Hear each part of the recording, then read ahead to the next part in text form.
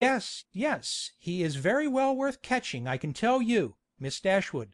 He has a pretty little estate of his own in Somersetshire besides; and if I were you, I would not give him up to my younger sister, in spite of all this tumbling down hills. Miss Marianne must not expect to have all the men to herself. Brandon will be jealous, if she does not take care."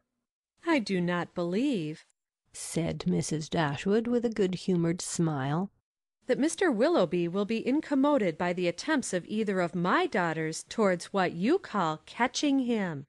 It is not an employment to which they have been brought up. Men are very safe with us, let them be ever so rich.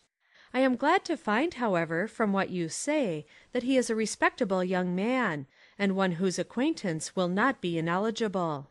"He is as good a sort of fellow, I believe, as ever lived," repeated Sir John. "I remember last Christmas at a little hop at the park, he danced from 8 o'clock till 4, without once sitting down." "Did he indeed?" cried Marianne with sparkling eyes. "And with elegance, with spirit?" "Yes, and he was up again at 8 to ride to covert." "That is what I like. That is what a young man ought to be. Whatever be his pursuits, his eagerness in them should know no moderation, and leave him no sense of fatigue." "Aye, aye, I see how it will be," said Sir John.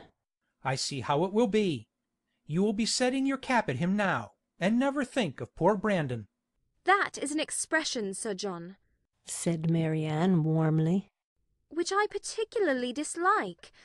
I abhor every commonplace phrase by which wit is intended, and setting one's cap at a man, or making a conquest, are the most odious of all. Their tendency is gross and illiberal, and if their construction could ever be deemed clever, time has long ago destroyed all its ingenuity."